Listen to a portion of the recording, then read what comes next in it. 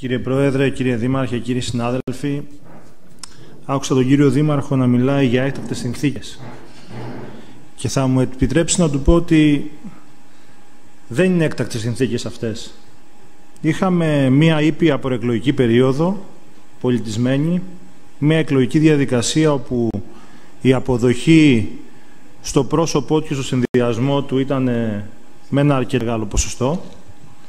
Είχαμε μία άμεση συνεργασία με την απερχόμενη Δημοτική Αρχή με πρόσβαση σε υπηρεσίες και στοιχεία ήδη κατά τη διάρκεια των εκλογών μπορεί ή αμέσως μετά και ένα ικανό διάστημα μέχρι την ανάληψη των καθηκόντων.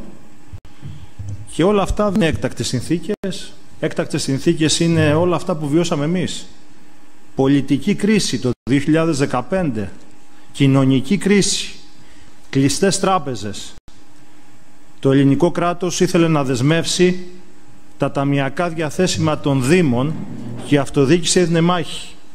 Αλλεπάλληλες κρίσεις, κορονοϊός, ενεργειακή κρίση, πόλεμος, θεομηνίες εδώ στο Ηράκλειο και βέβαια σεισμός.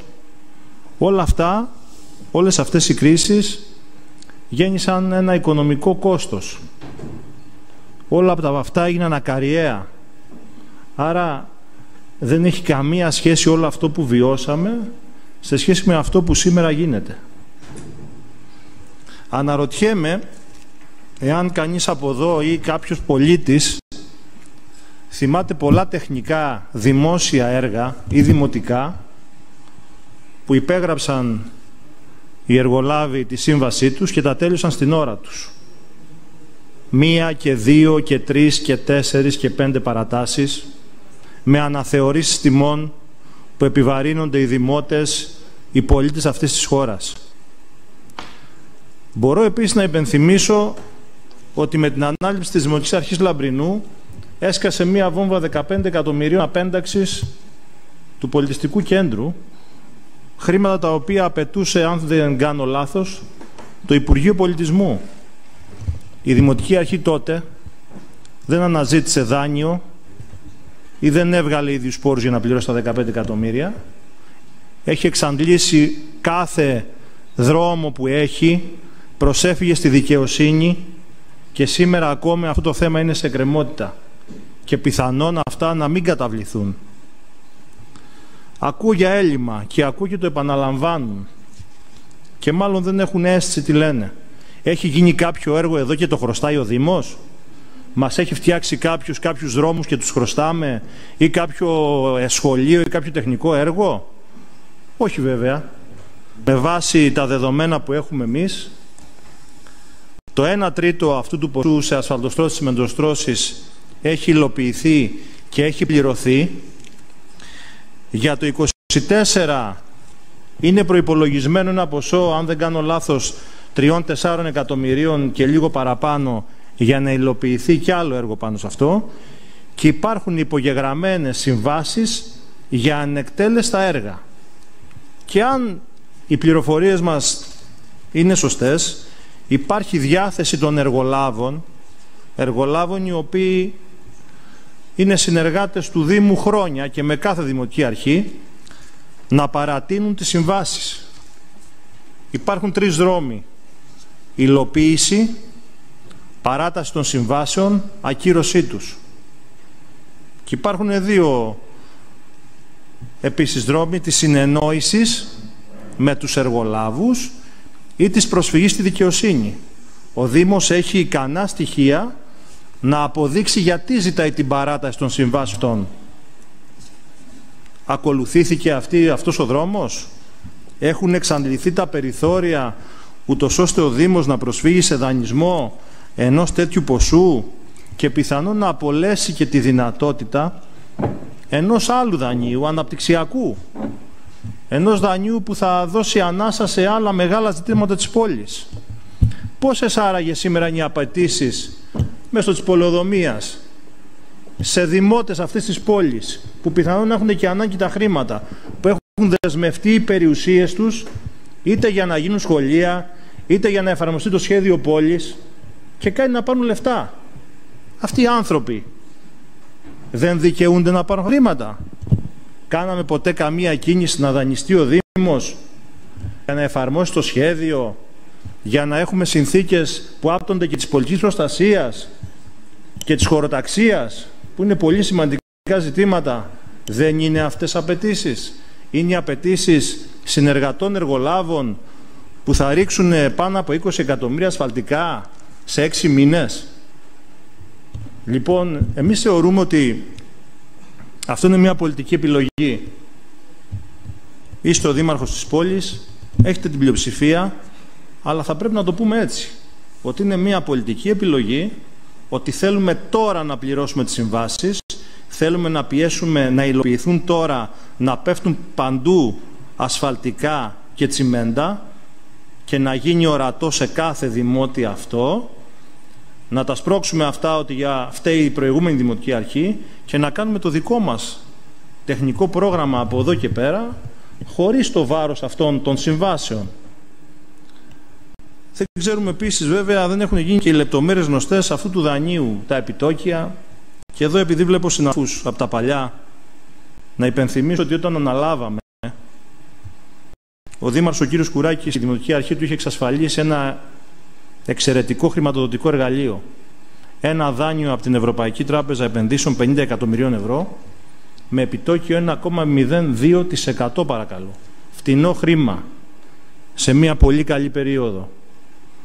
Όταν αναλάβαμε είχε προλάβει να απορροφήσει περίπου τα 25 εκατομμύρια ευρώ και υπήρχαν άλλα 25 για να απορροφήσουμε, με μια σειρά από έργα, τα οποία ήταν και τσιμεντοστρώσεις και ασφαλτοστρώσεις και άλλα σημαντικά τεχνικά έργα που υλοποιήσαμε μετά με ίδιους πόρους. Τι απαιτούσε η Ευρωπαϊκή Τράπεζα Επενδύσεων? Την επανεπιβεβαίωση με αυξημένη πλειοψηφία της βούλησης του Δήμου να απορροφήσει αυτά τα χρήματα. Και δυστυχώς τότε το σύνολο σχεδόν των παρατάξεων της αντιπολίτευσης αποχώρησε από το Δημοτικό Συμβούλιο και ο Δήμος Ηρακλείου έχασε 25 εκατομμύρια φτηνό χρήμα για να αποδοθούν στους δημότες. Σήμερα λοιπόν μπορούμε, η κυρία Καναβάκη κάλυψε πολλά ζητήματα, να αναφέρουμε τι έχει συμβεί. Η ζημιά που έχει γίνει και άπτεται του συστήματος της απλής αναλογικής είναι μεγάλη. Στερούμαστε πάνω από 2,5 εκατομμύρια κατ' έτος από το 19-20 λόγω μείωσης του δημοτικού φόρου. Ισχύουμε δομές, το Δοπαυμάι, τους παιδικούς σταθμούς, τη ΔΕΠΑΝΑΛ. Δεν θα υπήρχε ΔΕΠΑΝΑΛ σήμερα. Δεν θα υπήρχε πολιτιστικό. Δεν θα υπήρχε καλλιτεχνικός υπεύθυνος, ούτε εργαζόμενοι ούτε μαρίνα. 4 εκατομμύρια. Δεν θα υπήρχε ΔΕΙΑΗ. 3,5 εκατομμύρια και αλληλόχρεος λογαριασμός. Και πολλά άλλα μπορούμε να πούμε. Άκουσα επίσης ότι δεν διεκδικήσαμε και δεν υπάρχει ο Δήμος Ηρακλείου, να το πω έτσι, από χρηματοδοτικά εργαλεία. Να σας πω λοιπόν, κύριε Στεφανάκη, ότι τα χρηματοδοτούμενα έργα στο Δήμο είναι πάνω από 120 εκατομμύρια ευρώ, εάν συνυπολογίσουμε και τα έργα διαχείρισης απορριμμάτων, και αυτό μεγαλώνει αν αρχίσουμε να βάζουμε και έργα που αφορούν το Δήμο και γίνονται μέσω του ΕΣΔΑΚ. ΔΕΙΑΗ 50 εκατομμύρια, μονάδα 40 εκατομμύρια, αμέσως 37 εκατομμύρια το βιώσιμης ανάπτυξη, τα 37 που ανακοίνωσε ο Δήμαρχος πάλι προχθές. Άρα θέλω να πω, ο Δήμος δεν σταμάτησε. Υπάρχουν έργα προς υλοποίηση, έργα σε εξέλιξη, έργα που τελειώνουν και έργα που θα ξεκινήσουν. Είναι εξαιρετικά άχαρο και δεν αισθανόμαστε άβολα, κύριε Δήμαρχε, να μην ψηφίσουμε το τεχνικό πρόγραμμα.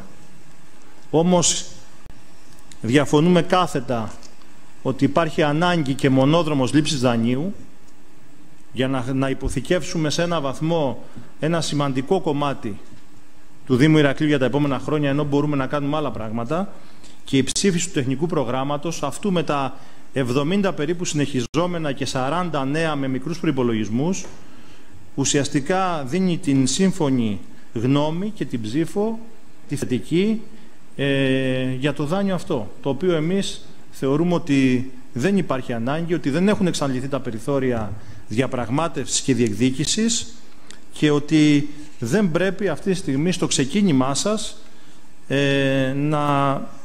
να αιτηθούμε ένα τέτοιο δάνειο. Τώρα, ότι αυτό το δάνειο βαφτίζεται δάνειο ισοσκελισμού, θα μπορούσε να βαφτιστεί και αλλιώς. Ίσως έχει να κάνει με το θέμα το πώς ψηφίζεται και από πού περνάει. Αν κάνω λάθος θα το αποδεχτώ.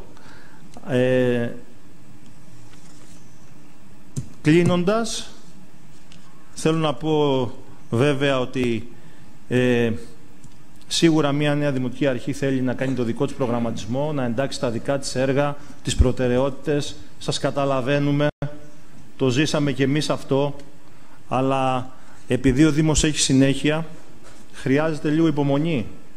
Θα πρέπει πρώτα να υλοποιηθούν τα συνεχιζόμενα, να ισορροπήσει το νέο με το συνεχιζόμενο και να έχετε μία άνεση, έχετε μία πενταετία μπροστά σας σίγουρα, ούτως ώστε να εφαρμόσετε όπως εσείς θέλετε τις δικές σας πολιτικές και τα δικά σας έργα. Εμείς θα είμαστε εδώ για υπεύθυνη και θέλω να πιστεύω χρήσιμη αντιπολίτευση, καμία σχέση με αυτά που ζήσαμε τα προηγούμενα χρόνια. Σας ευχαριστώ.